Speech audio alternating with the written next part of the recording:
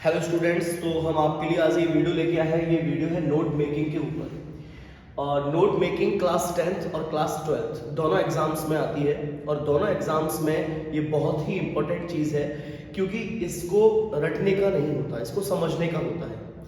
इसमें नंबरिंग भी बहुत अलग तरीके से होती है। पहले आपके हम बात करते हैं कि नोट मेकिंग आती कितने मार्क्स की है। तो नोट मेकिंग जो आपकी रहती है वो 4 मार्क्स की रहती है। कितने मार्क्स की रहती है? 4 मार्क्स की। इसका मार्क्स का डिवाइडेशन कैसे है वो समझिए। इसमें आपका जो 1 मार्क्स है, 1 मार्क्स वो आपका टाइटल का है। किसका है? टाइटल का। उसके बाद 2 मार्क्स जो आपके हैं वो नोट्स के हैं। नोट मेकिंग में आपको एक पैसेज दिया जाएगा, उस पैसेज को पढ़ के सबसे पहले आपको उस पैसेज में से टाइटल फाइंड करना है कि इस पैसेज का टाइटल यानी शीर्षक क्या है, किसके बारे में बात हो रही है इस पैसेज में। उसके बाद आपको बात करनी है नोट्स की। नोट्स बनाना है और नोट्स बनाने का तरीका मैं आपको बताऊंगा अभी आगे। तो नोट्स आपके 2 मार्क्स के आते हैं। नोट्स के 2 मार्क्स कैसे डिवाइड होते हैं?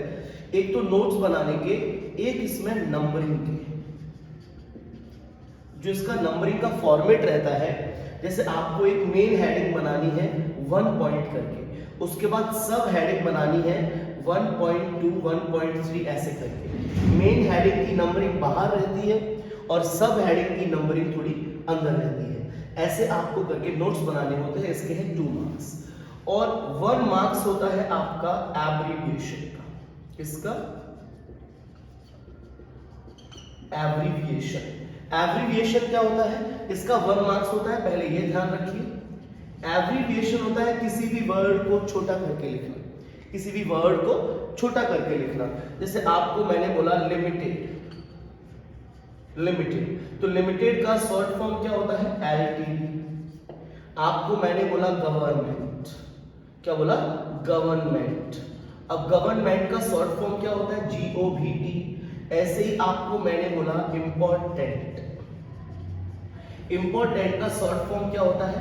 IMP। तो अगर आपके पैसेज में कुछ ऐसे वर्ड्स आते हैं जो कि काफी बड़े हैं, उनकी शॉर्ट फॉर्म को आप अगर आप नोट्स बनाने के बाद की टू एब्रीविएशन डाल के लिखते हैं तो उसको आपके मार्क्स मिलते हैं। तो ऐसे करके आपको 1 मार्क्स, 2 मार्क्स, 1 मार्क्स मिलने के बाद 4 मार्क्स कंप्लीट हो जाते हैं। अच्छा, अगर इसमें समरी भी पूछी जाती है, क्या पूछी जाती है?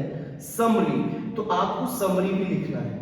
समरी कैसे लिखेंगे, नोट्स कैसे बनाएंगे, ये मैं आपको अभी इसके बाद बताने वाला हूं। तो पहले आप ये नोट कर लीजिए कि आपके नोट मेकिंग की मार्किंग कैसे होने वाली है। 1 मार्क्स टाइटल का, 2 मार्क्स नोट्स और उसकी नंबरिंग का, उसके फॉर्मेट का, और 1 मार्क्स एब्रीविएशन का। और अगर समरी आती है तो एब्रीविएशन के साथ समरी का 1 मार्क्स हो जाता है। इसको आप नोट कर लीजिए, अच्छे से स्क्रीनशॉट ले लीजिए। तो अभी हम ये समझते हैं कि सबसे पहले हमको नोट मेकिंग में टाइटल कैसे ढूंढना है और नोट्स कैसे बनाने हैं और समरी कैसी बनानी है और कैसे उसके एब्रीविएशन वर्ड्स को ढूंढना है। तो आपके सामने ये स्क्रीन पर एक पैसेज आ रहा होगा, उसको पढ़ते हैं, आप भी पढ़िए। Speech is a great blessing. Speech यानी जो भाषण होता है वो एक ग्रेट ब्लेसिंग होता है, एक आशीर्वाद की तरह होता है। But it can also be a great curse. लेकिन ये एक बहुत बड़ा श्राप भी बन सकता है। कब? जब आप इसको गलत यूज करें। While it helps us to make our intention and desires known to fellows. आप अपने स्पीच के माध्यम से अपने साथियों को अपनी इच्छाएं, अपने इरादे बता सकते हैं। It can also if we use it carelessly. लेकिन अगर आप इसको लापरवाह तरीके से यूज करते हैं तो make our attitude completely misunderstood. तो ये आपके एटीट्यूड को पूरे तरीके से मिसअंडरस्टूड बनाता है। स्लिप ऑफ द टंग, अगर आपकी जीभ कहीं स्लिप होती है, फिसल जाती है, कुछ का कुछ बोल जाते हैं। The use of N unusual word, आप अनुपयोगी शब्दों का प्रयोग करते हैं, या एम्बिजियस वर्ड, आप एक बेहुदा शब्दों का प्रयोग करते हैं, एंड सो ऑन, या कुछ ऐसे ही। तो may create an enemy where we had hope to win a friend. तो हम जहां दोस्त बनाने की कामना रखते हैं वहां आपके दोस्त नहीं दुश्मन बनेंगे अगर आप ऐसे गलत शब्दों का यूज करते हैं। तो यहाँ पर आपने इतना पैसेज पढ़ा, इस पैसेज को पढ़ने के बाद आपको ये समझ में तो आ ही गया होगा कि ये पैसेज किस बारे में बात कर रहा है। ऐसा भी नहीं है इसमें कोई वर्ड आपस में रिपीट हुआ हो, जैसे अपन बोल देते हैं कि रिपीटेड वर्ड हमारा टाइटल बन जाता है, मोस्टली हो जाता है। रिपीटेड वर्ड आपका टाइटल होता है या फर्स्ट वर्ड आपका टाइटल होता है स्पीच या पैसेज को पढ़ने के बाद। आप समझ जाइए कि ये पैसेज स्पीच के बारे में बात कर रहा है, तो ये इसका टाइटल होगा स्पीच। अब स्पीच से रिलेटेड आप कुछ भी बना सकते हो, जैसे ये आपके नोटबुक का या कॉपी का मार्जिन दिया हुआ है, तो बिल्कुल कॉपी से चिपकते हुए सटकर लिखते हुए हम लिखेंगे टाइटल। और टाइटल में आपको क्या लिखना है, स्पीच के बारे में, इंपॉर्टेंस ऑफ स्पीच या advantage and disadvantage of speech, तो आप कुछ भी लिख सकते हो। यहां जैसे मैंने लिख दिया इंपॉर्टेंस ऑफ स्पीच, या आप ये भी लिख सकते थे advantages and disadvantages of speech, या आप अपना टाइटल ये भी बना सकते थे इसके अकॉर्डिंग कि speech a great blessing and curse. Speech जो एक ग्रेट ब्लेसिंग है और कर्स भी है, ये भी बना सकते हो। तो आप उससे रिलेटेड कोई भी स्पीच से रिलेटेड टाइटल बना सकते हो। समझ आ गया होगा।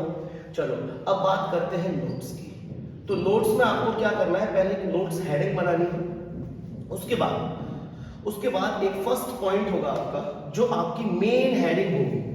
जैसे हमने यहाँ फर्स्ट वाली लाइन को पढ़ा स्पीच, आप यहाँ देखिए हमने क्या पढ़ा, speech is a great blessing but it can also be a great curse. Speech blessing भी है, कर्स भी है।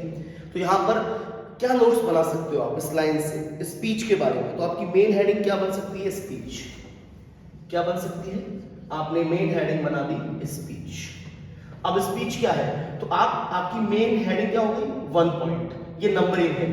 उसके बाद अंदर आएगी सब हेडिंग, अंदर नंबरिंग आएगी 1.1, है ना, ऐसे ही 1.2, ये अंदर आपकी सब हेडिंग रहेगी। तो इसको भी ध्यान रखना है आपको।